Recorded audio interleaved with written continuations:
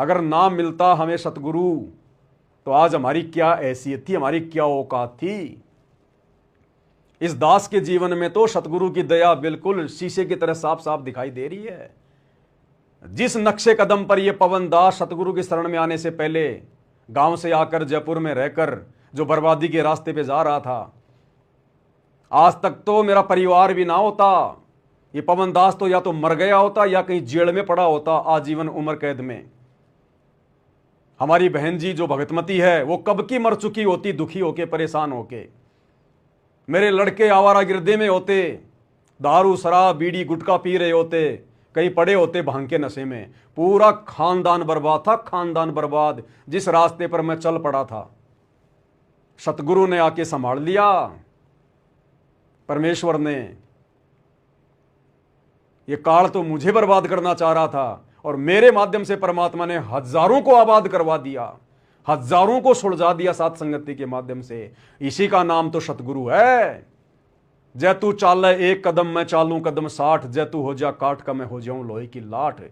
परमात्मा कहते हैं काल को, अगर तू डाल डाल चलता है तो हम भी पात पात चलते हैं। तो इसमें आप और हमारा कोई श्रेय नहीं है भाई और बहनों, सब कुछ सतगुरु की दया, सतगुरु की मेहर।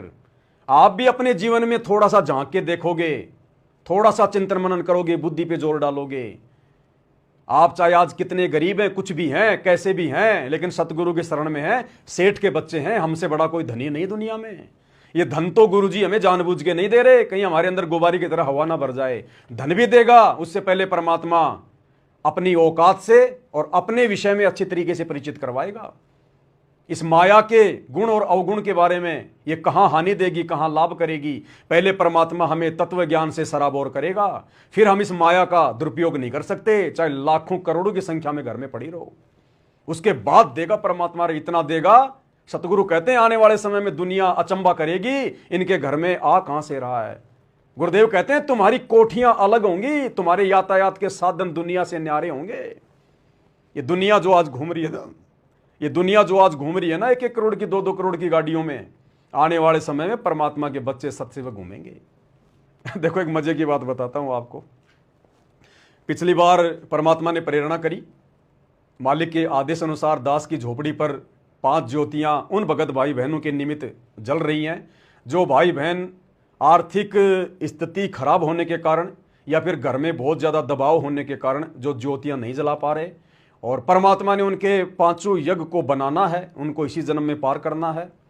उन आत्माओं के लिए परमात्मा ने दास के यहाँ पर सामूहिक रूप से सार्वजनिक सेवा के आधार से ज्योतियां शुरू करवाई है। दास ने वीडियो बनाकर भी डाला था, आपको बताया था। पिछली बार दास गया गांव में और घी लेके आया 65 किलो। 65 किलो घी उन 5 ज्योतियों में मात्र 26 दिन चला। केवल 26 दिन में परमात्मा ने उन 1-1 किलो की 5 ज्योतियों के माध्यम से 65 किलो घी हवन करवा दिया। दास परसों फिर से गया घी लाने के लिए गांव में। उम्मीद तो नहीं थी, लेकिन मालिक के दया से पूर्ण 2 क्विंटल देसी घी मिल गया, 1000 रुपए किलो के हिसाब से। 1 क्विंटल 75 किलो घी दास को देसी, बिल्कुल दास खुद गाड़ी लेके, वहां के लोगों को साथ में लेके, मेरे कुछ रिश्तेदार थे उनको साथ में लेके, और दास खुद जा जाके किसी के घर से 5 किलो, किसी के घर से 15 किलो, किसी के घर से 4 किलो, पौने 2 क्विंटल घी परमात्मा ने व्यवस्था करवा दी। अब वो पौने 2 क्विंटल घी मुश्किल से 1.5 महीने चलेगा, मुश्किल से 1.5 महीने। तो परमेश्वर की छप्पर फाड़ दया हो रही है। तो दास जब गया, अपने गांव में भी चला गया दास उधर घी वगैरह लाने के लिए। कुछ हमारी एक बूढ़ी माँ है, वो थोड़ा सा ज़्यादा बीमार हो रही है, 90 साल से ऊपर की है। तो भाई चलो उससे भी जो है वो मिला आते हैं, तो हम वहाँ चले गए। घी तो लाना ही है, वैसे नहीं गया दास पर्सनली कोई मिलने के लिए, घी के बहाने दास वहाँ भी चला गया। तो दास ऐसे ही जो ढाणी है हमारी 10-15-20 घरों की, दास वहाँ चला गया। वहाँ जाते ही गाँव वाले चारों तरफ ऐसे देखने लग गए मेरे को, गाड़ी की तरफ देखने लग गए ऐसे।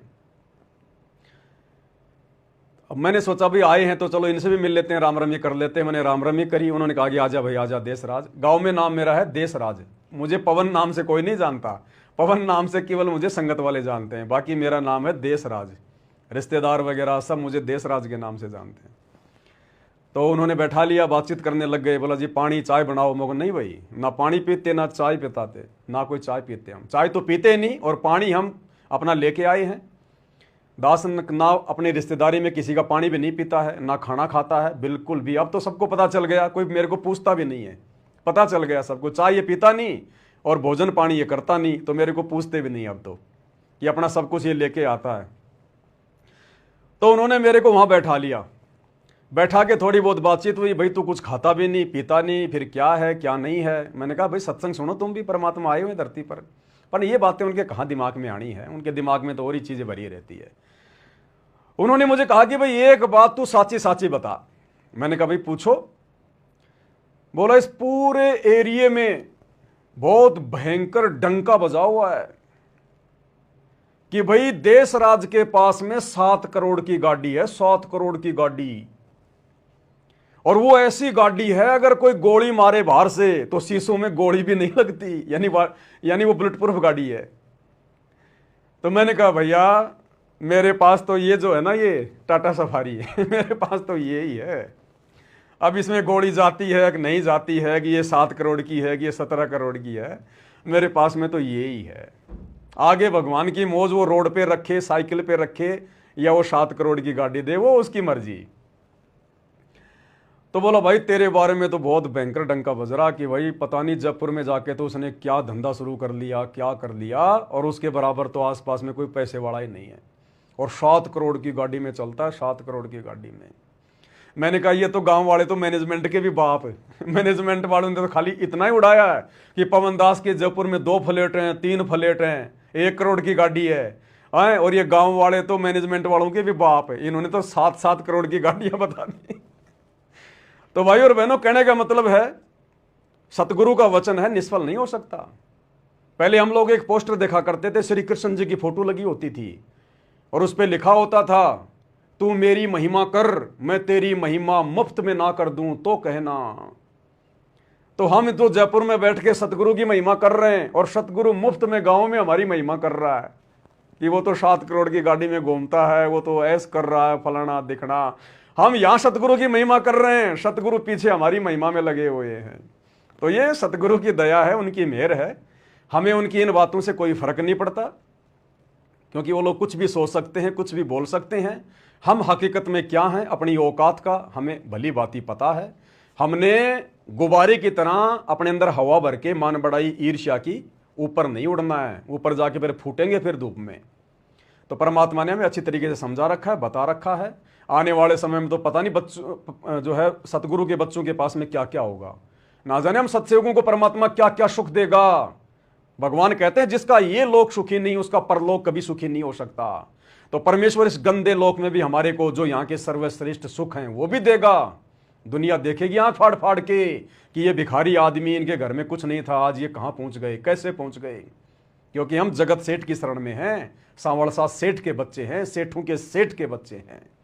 तो थोड़ा भाई और बहनों सब्र रखना। ये अग्नि परीक्षा का समय चल रहा है। गुरुदेव बार बार कहते हैं बच्चों तुम्हारी अग्नि परीक्षा का समय चल रहा है, सत्सेवकों का, ना कि आश्रम वालों का, वो तो खंडित है सब। यहां पर हमारी अग्नि परीक्षा चल रही है। विशेष संदेश हिसार जेल से विशेष आत्माओं के लिए आते हैं, सत्सेवकों के लिए आए हैं। यहां पर हमारी अग्नि परीक्षा चल रही है। लास्ट का समय है, बड़ी बनाई बात को बिगाड़ मत देना। गरीबी है तो गरीबी में खुशी से, कोई शिकवा नहीं, कोई शिकायत नहीं गुरु जी से। कैसे भी रखे परमात्मा, जो राखूं त्यों ही रहूं, हमरा के चारा खाने जाद खरीदूं गुलाम तुम्हारा। कुत्ता हूं गुरुदेव का, पवन दास का नाम गले में मालिक कहते हैं वाणी है परमेश्वर की। कुत्ता हूं गुरुदेव का और पवन दास का नाम, और गले प्रेम की जेवड़ी, जहां खैचो तहां जाऊं। तो करो तो बावड़ूं, दूर दूर करो तो जाऊं, और जो राखूं त्यों ही रहूं, जो देवो सो खाऊं। ये आने वाले 2 से 3 साल 2028 तक का समय हम सत्सेवकों की अग्नि परीक्षा का समय है। काल कितना ही तोड़े, कितना ही मरोड़े, कितना ही दबाए, कितना ही परेशान करे, कुछ भी करो लेकिन भक्ति मत छोड़ो, सतगुरु के चरण मत छोड़ो। द्वार धनी के पड़ा रहे चाहे धक्के धनी के खाए, सो काल जग जोरी, पर द्वार छोड़ ना जाए। ये भक्ति नहीं छोड़नी। भक्ति चाहे किसी भी कारणवश थोड़ी हो जाए, मंत्र चाहे थोड़ी हो जाए, आरती कभी ना हो कभी हो, कोई दिक्कत नहीं। 5 बाती से आरती ना कर पाए कभी कर लें, कोई दिक्कत नहीं है। लेकिन मर्यादा और सतगुरु से उम्मीद ये मत छोड़ो बिल्कुल भी।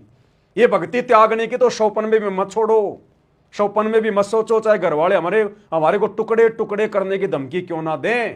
काल डराएगा, काल का हथियार यही है, वो डर पैदा करेगा। सतगुरु हमारे नजदीक भी नहीं आने देगा उसके किसी भी हथियार को, अगर विश्वास रखेंगे तो। बाकी परीक्षा तो होगी भाई, परीक्षा भी उन्हीं की होगी जिनको सतलोक लेकर जाना होगा। निकम्मों की परीक्षा नहीं होती। जिनका स्कूल से नाम ही कट गया वो गधे पे बैठकर कहीं घूमो, टीचर उनके विषय में कुछ नहीं सोचता। जिनका एडमिशन है, जिनका कनेक्शन सतगुरु से जुड़ा है, परीक्षा उन्हीं की होगी।